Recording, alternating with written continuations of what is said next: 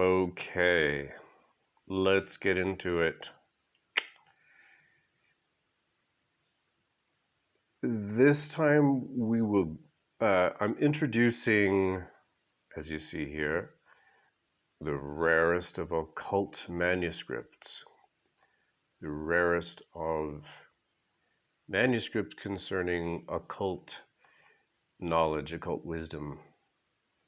And not surprisingly, this is the only known work of le Comte de St. Germain. When we get into the work itself, beyond the introductory comments, which I hope I can finish,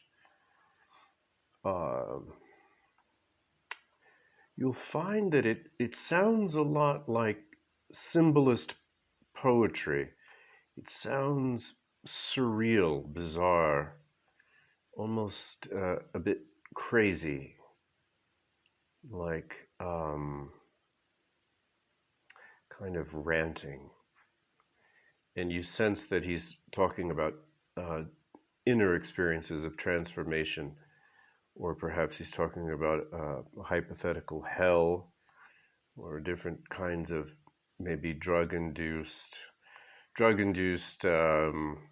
experiences or visions. But I'm thinking that perhaps that what we read when we get into it, the Most Holy Trinosophia, is actually alchemical instructions. It's encoded alchemy. So anyway, since I know very little, let's just get into it. The rarest of occult manuscripts, of the utmost significance to all students of Freemasonry and the occult sciences, is this unique manuscript,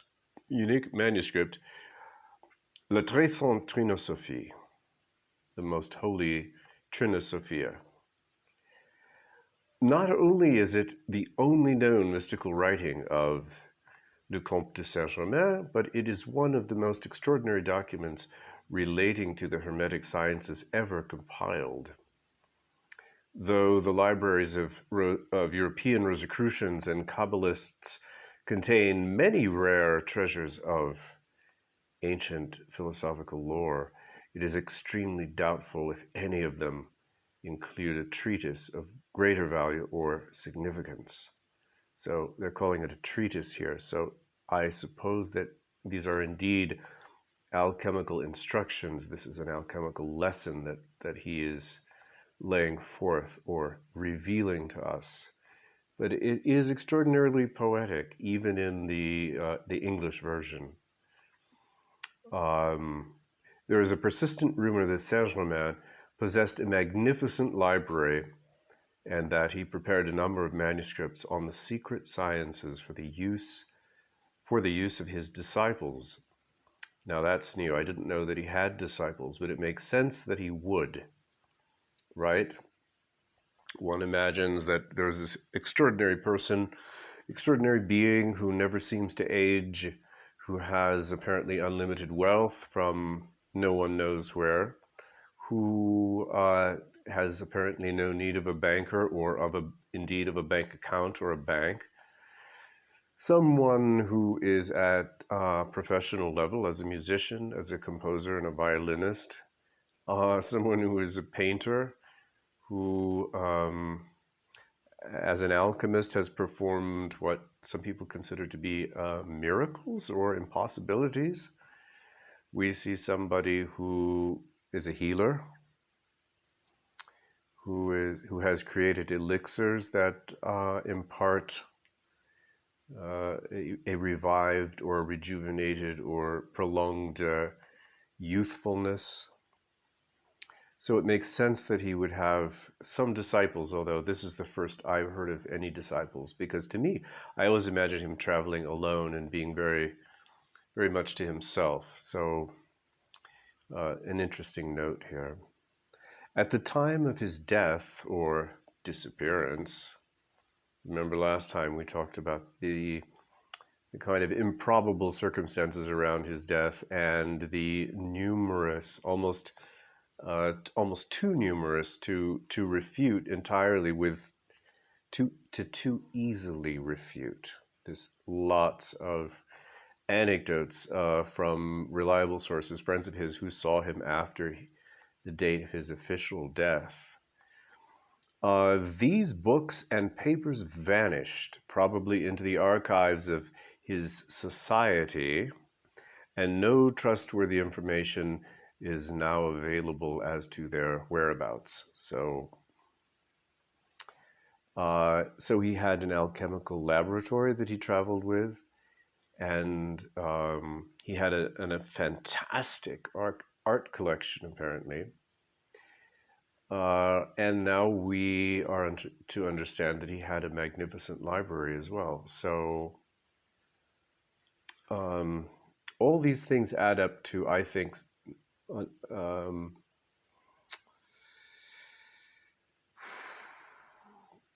all these things add up to a mystery that bears looking into. As I said in the last video, I think it was, that there's a lot about him that seems to be built up around certain mystical traditions and certain cults and societies, and a lot of it sounds hyperbolical and untrustworthy and a little bit religious.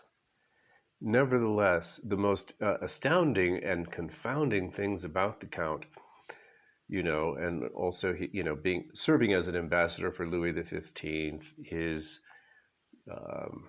acceptance in all the courts of Europe, things that I think we can substantiate, things that there's so much corroboration, it probably isn't wise to doubt. If you add all them up, they add up to somebody that I think we must look into, because he must have known something. He must have had access to some knowledge that I'm very curious about.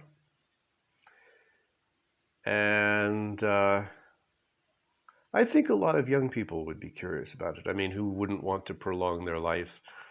Who wouldn't want the secret of eternal youth? Who wouldn't want unlimited wealth? Who wouldn't want to be able to astound, let's say, well, what's going on out there? Do you hear that noise? Because it's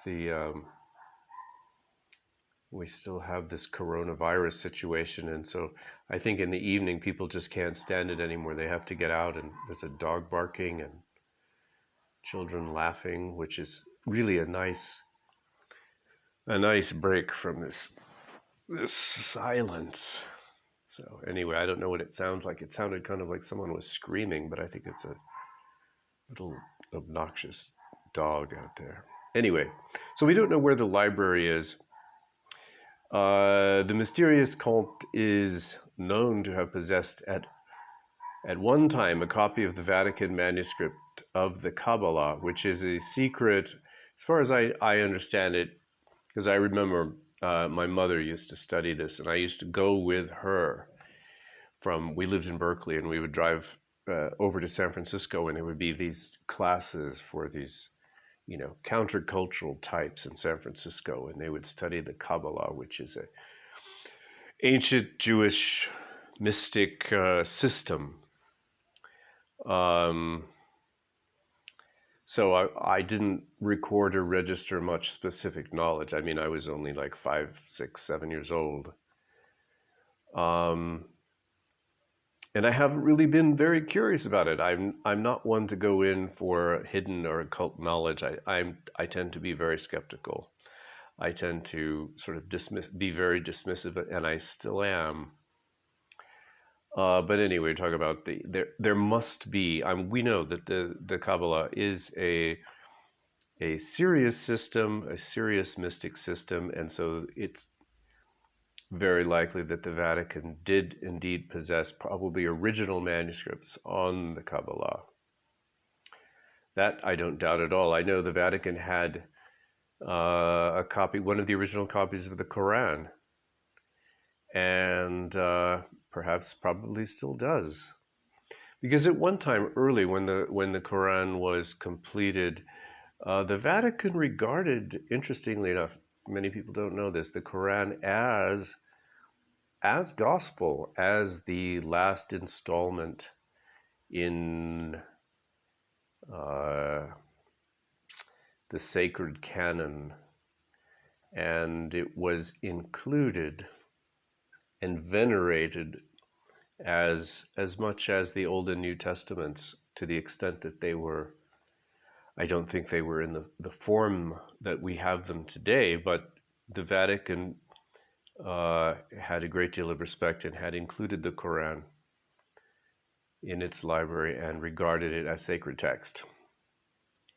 Uh, so they had, going back to this, the mysterious Comte is known to have possessed at one time a copy of the Vatican manuscript of the Kabbalah, a work of extraordinary profundity, so profound, setting forth the doctrines of the Luciferians, I guess the bringers of light, Lucianists, and the Gnostics. The second volume of The Secret Doctrine by Madame Blavatsky, page 582 to 83. My God, do people really spend this much time on this stuff? My God, hundreds and hundreds of pages of this secret doctrine.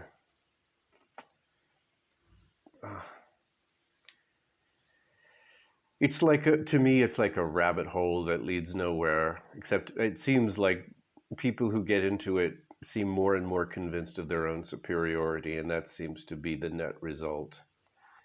But I'll try not to be too skeptical or cynical. But this is maybe perhaps considered cynical, but honestly, come on. Occult knowledge of what? For whom? You know, what's the point? Come on. Anyway, in this volume, there are two quotations from a manuscript supposed to be by the Le Comte de St. Germain. I don't know what that means, supposed to be. I mean, we should be able to nail it down and know for sure. The parts of the paragraphs attributed to the Hungarian adept. So again, Manly P. Hall, who is the author here, is insisting several times, calling him an Hungarian adept, siding with those who believe that Le Comte de St. Germain was indeed the son of a Transylvanian prince, Rákóczi, Prince Rákóczi, which we'll get into the specifics of that another time. But the parts of the paragraphs attributed to the Hungarian adept are not clearly indicated, but as the entire text deals with the significance of numbers, the mystical powers and qualities of numbers, it is reasonable to infer that his commentaries are mystical interpretations of the numbers 4 and 5. I guess like mystical, like divine, like mystical, what does that mean? I mean, I suppose I'm scientific by nature. What is divine? I don't see it anywhere. I don't have any evidence that there's such a thing as divine. I don't know what mystical means. I know I see what's around me. I feel what's inside of me. I have a sense of wonder at what I see and what I feel inside of me. I don't know if this is mystical, and to me, these words are profoundly dangerous in my view, because to me they may lead people away from their senses, and I don't just mean the 5 senses. I'm not what you would say an empiricist. I do believe we don't understand what we call reality, and I do believe we have perhaps misperceived a lot of what we call solid matter, but we've also misperceived a lot about what we might call consciousness. And the power of consciousness to influence what we call matter, and the qualities of matter which tend to resemble consciousness more than they resemble what we used to understand as solid matter. So things, I'm not without a sense of wonder, but I have a real problem with words like mystical and words like divine. I don't see any evidence of these things, and I think people bandy them about without any precise idea of what they're talking about. And I object to that, and I object to the power that they derive from using these words to surround themselves with like-minded people and build up movements and occult circles and influence, and um, and are able to lead people away from exploring independently, which I think, if people would just think for themselves, for God's sake, if they would just do that and help each other out, we wouldn't need these mystical nonsense. So commentaries are mystical interpretations of the numbers 4 and 5. I mean, I'm going to get into it. I'm not saying I'm shutting the door at all. I'm just saying this is how I'm feeling now. Both paragraphs are in substance similar to the puissance des nombres d'après Pythagore. I guess that's the power of numbers after Pythagoras by Jean-Marie Ragon. The Mahatma Kut Homi, please excuse me, obviously I'm mispronouncing that, mentions a ciphered manuscript by Saint-Germain, which remained with his staunch friend and patron, the benevolent Prince Charles de Hesse-Kassel. So this is the first mention. I think it's a bit inconsistent. I think he was probably very close with Prince Charles. I don't think Prince Charles was his patron. I don't think he needed a patron. So it's a bit inconsistent. You'll notice, remember, in one of the videos past, we said that, Saint-Germain never needed any patrons. He could not be bought. He was, to say the least, to put it mildly, independently wealthy. So patron is usually associated with patronage, and Saint-Germain was the one who was accustomed to being the patron, the patron. But he and Prince Charles, I think, obviously they were kindred spirits, I think, from what I gather. Comparatively unimportant references to Saint-Germain and wild speculations concerning his origin and the purpose of his European activities are available in abundance. But the most exhaustive search of the work of 18th century memoir writers for information regarding the Masonic and metaphysical doctrines which he promulgated, which he spread around, has proved fruitless. It hasn't paid off. Because as far as I can see, Saint-Germain was a man of action.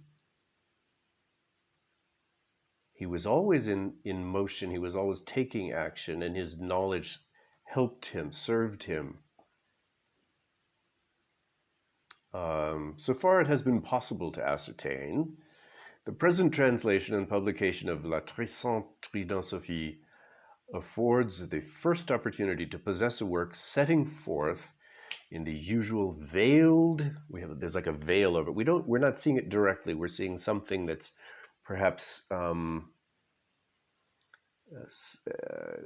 slightly hidden or encoded with symbols, symbolic manner, veiled in symbolic manner, the esoteric doctrines of Saint-Germain and his associates.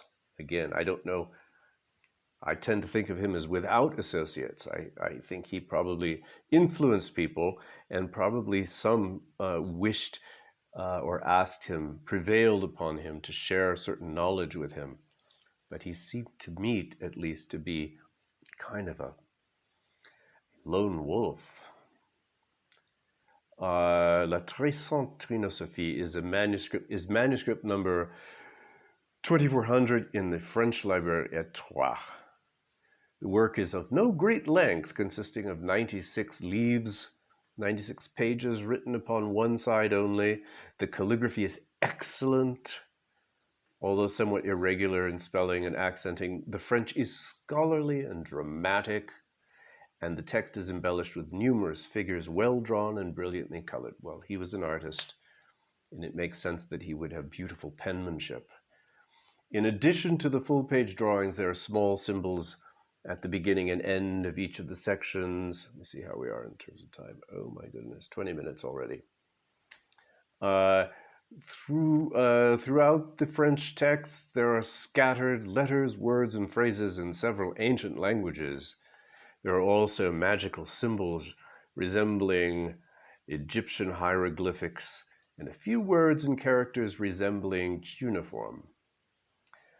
At the end of the manuscript are a number of leaves written in arbitrary ciphers. Well, we don't know if they're arbitrary, random. We don't know. The fact that people haven't been able to make sense of them doesn't mean we can assume they were arbitrary. Possibly the code used by Saint-Germain's secret society. The work was probably executed in the latter part of the 18th century, though most of the material belongs to a considerably earlier period. As to the history of this remarkable manuscript, too little, unfortunately, is known. The illustrious Freemasonic martyr, the Comte Alessandro Cagliostro, I guess he was he was a martyr. Apparently he died a terrible death, and he was persecuted by the Catholic Church, and he was sentenced to death. But at the last moment, they said some mysterious figure appeared in the Vatican and saved his life. And then he was, instead of being put to death, he was sent I think it's he was imprisoned somewhere in Tuscany. And I started, when I first read about that, I thought perhaps that was Saint-Germain. I mean, few people could have shown up in the Vatican and intervened and said, oh, please don't put this man to death. Let's work out something else. So we have a mysterious figure showing up at the Vatican and being able to intervene successfully on behalf of Cagliostro. To me, the first thing that entered my mind was that was Saint-Germain. I have no proof. It's just a feeling. The illustrious Freemasonic martyr, Le Comte Cagliostro, carried this book, amongst others, with him on his ill-fated journey to Rome. This is, because he thought that he was trying to get the Vatican to... he had this Egyptian Freemasonry that he developed, and he thought, he was encouraged by someone in Rome, oh yes, come and we'll use your Egyptian Freemasonry, and we'll incorporate it into the Mass or something. And he was foolish enough to believe them, and he went to Rome, and at that point he was accused of being a heretic. And so after Cagliostro's incarceration in the Castle San Leo, that was in Tuscany that I just mentioned, all trace of the manuscript was temporarily lost. Eventually, Cagliostro's literary effects came into the possession of a general in Napoleon's army, and upon this officer's death, the Most Holy Trinosophia was bought at a nominal price by the Bibliothèque de Troyes. So, my goodness, what a treasure. They picked it up for probably just very, very, very cheap, dirt cheap. In his Musée des Sorcières, Griot de Givry, pardon my French, my French is dreadful. He adds, I have to check into this person, this is interesting, adds somewhat to the meager notes concerning this manuscript, so there's little written about it, very meager.